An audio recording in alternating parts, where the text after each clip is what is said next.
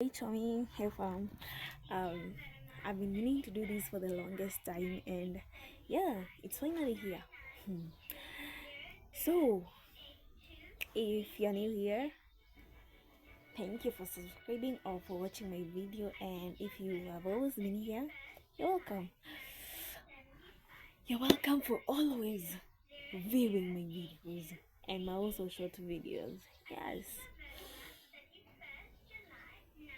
So I'm just here to share a few things about you, about my life, and how I feel about certain situations that I'm into, and the things that I've decided to talk about since I feel like they're draining me, and I don't want them to drain me so anymore. Like I don't want to be in this situation anymore.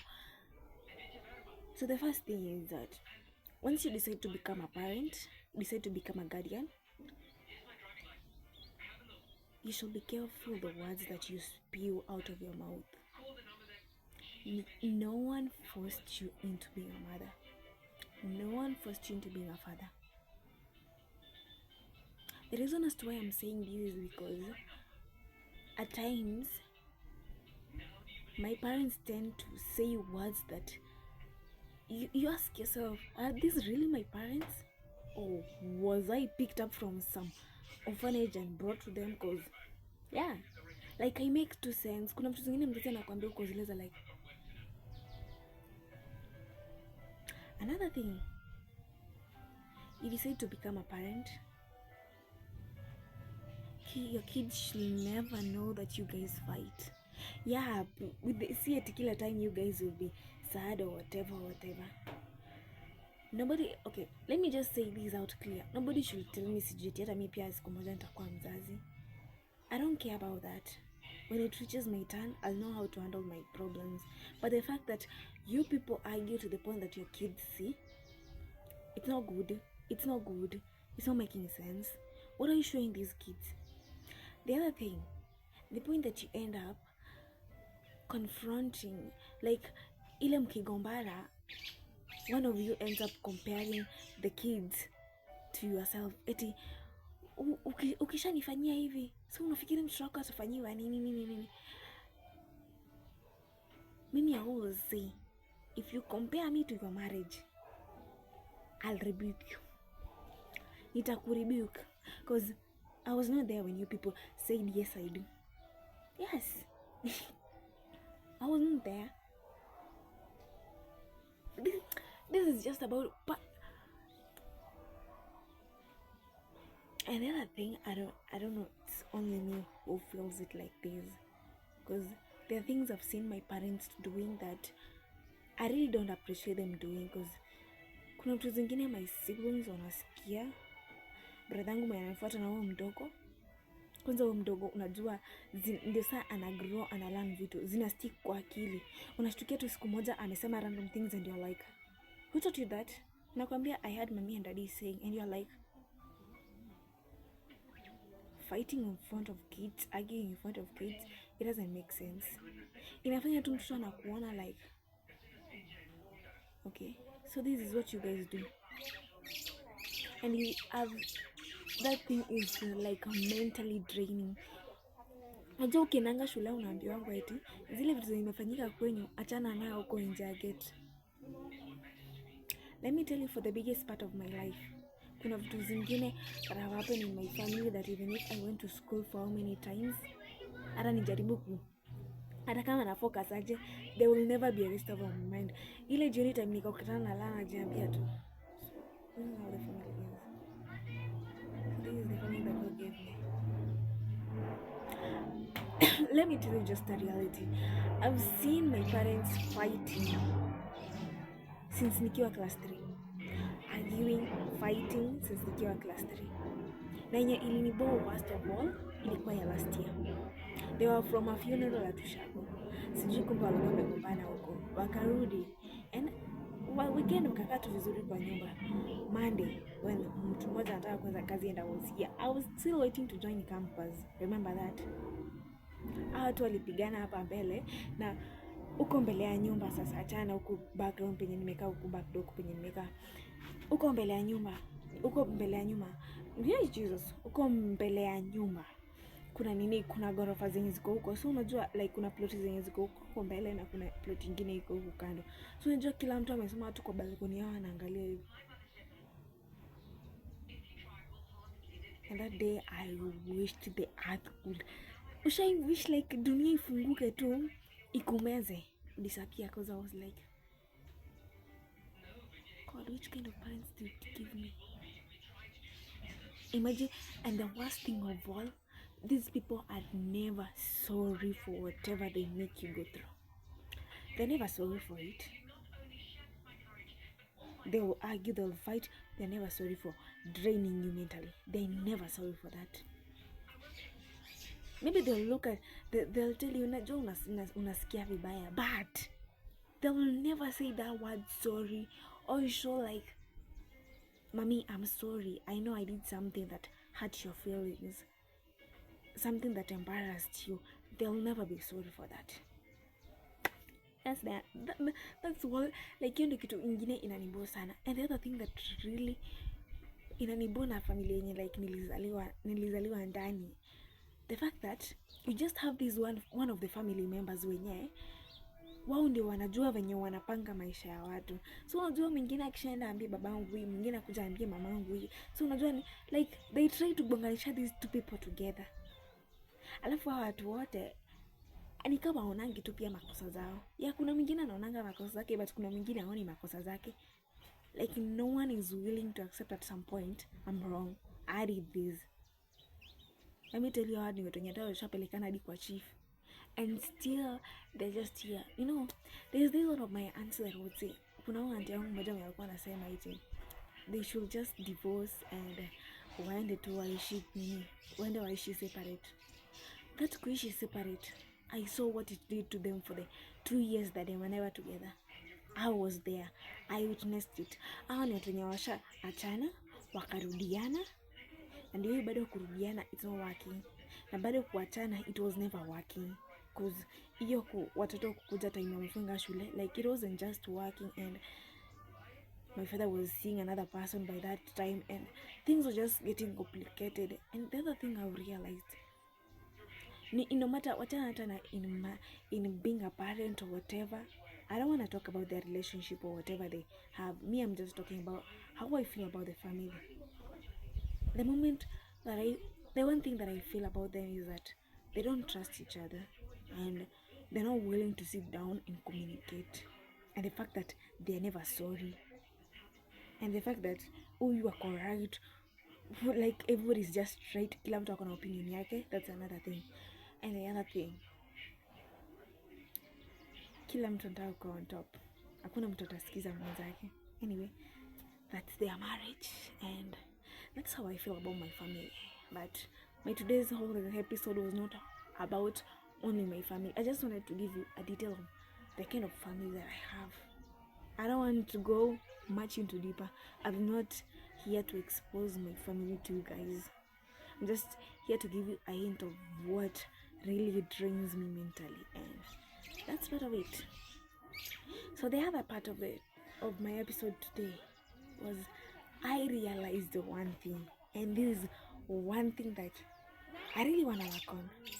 I realized kitu inanizuia from growing, from taking off certain habits is the fear.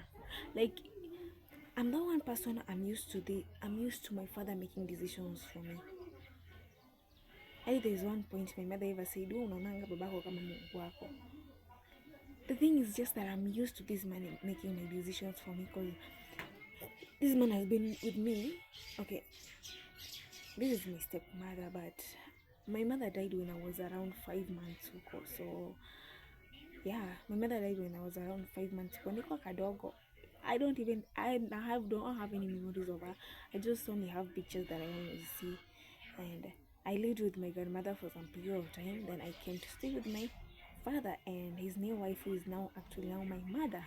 Yes, I'm used to my father making decisions for me. What I wear, the schools I go to, what I do. The only thing that my father has not been able to do for me by now is choosing my career. That career, I chose it by my own self. we fought about the career, tuligombana nini, akaambia hata niongeleshe, but I chose the career. I've realized that fear of like ile kukuwa na fear, nani atasema aje, huyu atanifikiria aje, what will people think about me, huyu ataona aje nikifanya hii kitu, usi atasikia vibaya. The fear of like unaogopa kufanya vitu zingine ndio inakufanya like, I just realized fear is something that is draining most of us. Like fear inatudrain watu wengine juu unajiambia nikifanya hivi bangu atakata, nikifanya hivi rafiki yangu atakata. Let me tell you, point nimefika sahi, if something is making me happy, I'd rather lie to my friends, lie to my family members, and stay with that thing and make the decision. So I realize I'll do anything to make sure that I achieve goals zangu, because I realize if I continue sitting down with fear, sijui babangu atasema nini, how will my father take me, how sijui nini, I'm going to be drained mentally. Hakuna kitu nitafanya, hakuna. I'll just be like, I'm depending on my father, and I don't want to be that.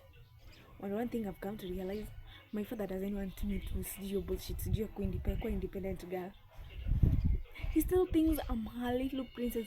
Yeah, I know I'm her princess, but life is moving. I'm now 20. Yeah, I'm 20. So I'm not going to be dependent on him every day. I just want to do my things my own way. Na sasa ndio tuko ile point ya niko 4 months only the end. I've been telling him to help me look for a job, na baada ako hesitant. Hiyo ndio part nyingine tena naona tukigombania soon. Anyway. Yeah.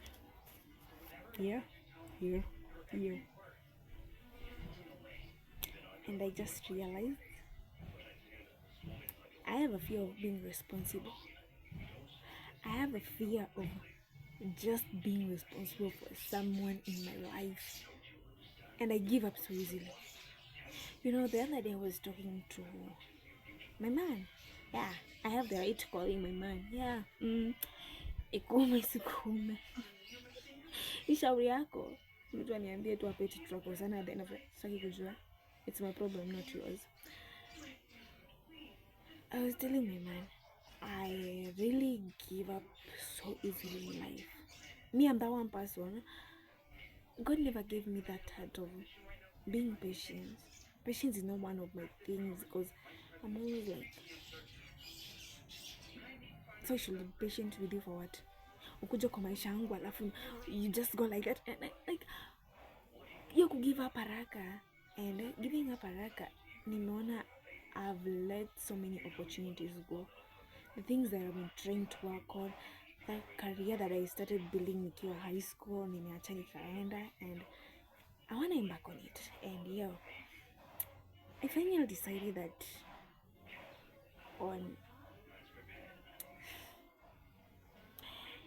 before even I say whatever I want to say, the reason why I said fear of responsibilities is because that day that my parents were saying they want to leave, I realized that I wasn't strong enough to carry the burden of my siblings.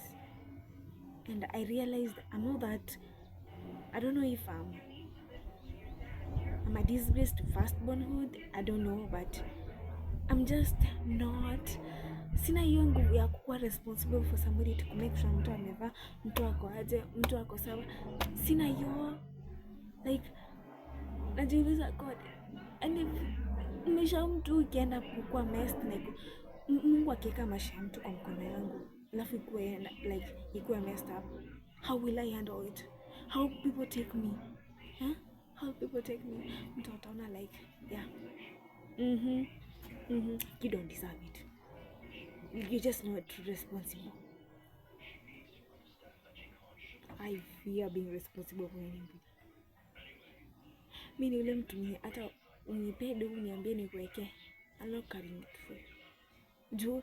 I'm like, in case ipote,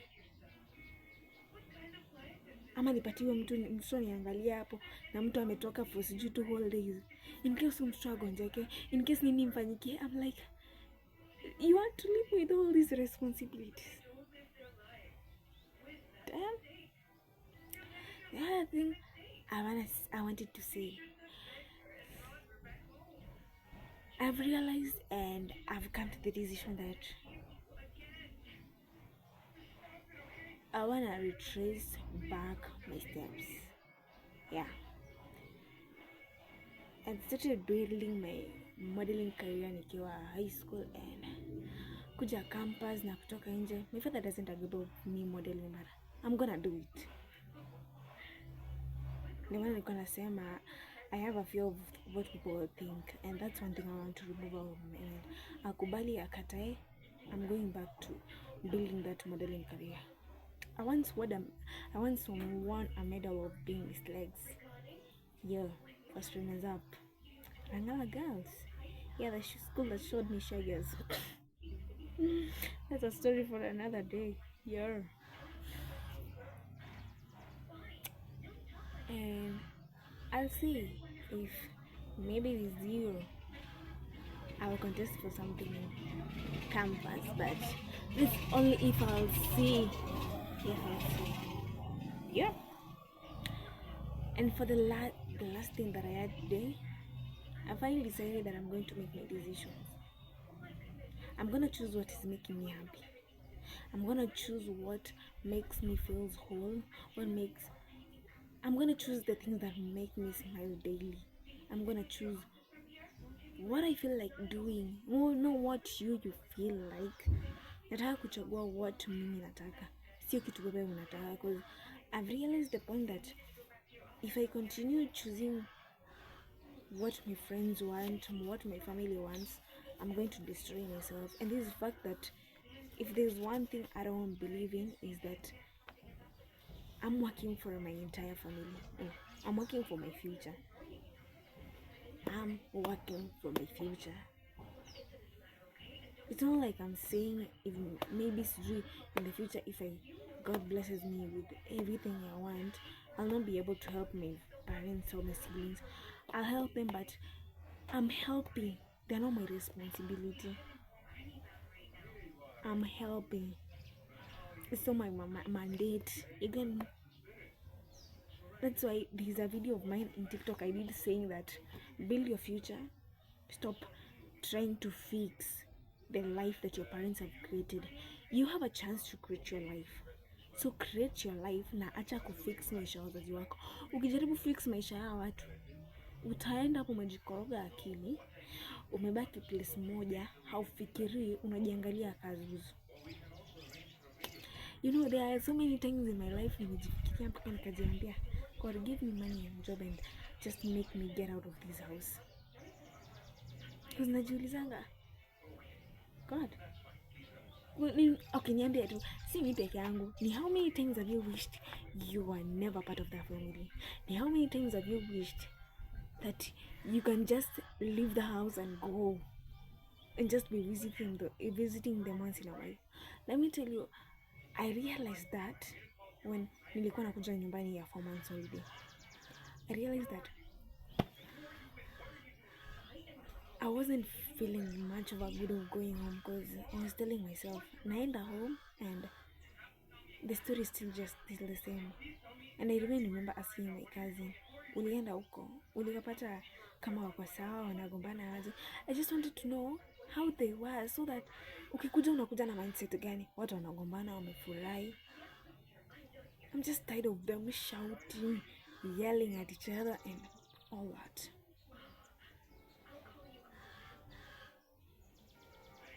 Yeah, but the one thing I'm leaving you with is, for today, you decide to be a parent, you decide to be a guardian, it's your responsibility. And it's your responsibility. You decide to be a guardian, you decide to be a parent. You chose that journey. So do everything good in that journey. I know not everybody is perfect, but don't make that child that you're raising question him or herself and ask himself, do I really want to stay in this family? Imagine if tunafanyanga watu wengine, they leave their families and just go start a life at an early age. Na kuna ule mtu mwenye he's so close with his parents, mwenye anakaa kwa nyumba ya wazazi wake mpaka akiwa 25 plus. Na kuna kina sisi wenye at 21 already tunataka tukifika 21, 22, 23 huko tuhame because it's draining. It's draining. But anyway, that's how life is. We don't have a choice, and that's why I've chosen. We don't have a choice, but I think we also have a choice. Kinda, yeah. That's how life is, but we also have a choice. Yeah, I think because I've decided to talk about how I feel about my family and let it all go. I wanna make me. I don't want to be stagnant for them. Yeah. And thank you so much for watching my video and for subscribing, for sharing, and for liking and commenting. And yes, I love you guys so much. And when you guys always view my videos, always feel so good. And thank you so much. And yo, and the last thing, find love, guys. Because it makes love makes me smile every day. Bye, Johnnies.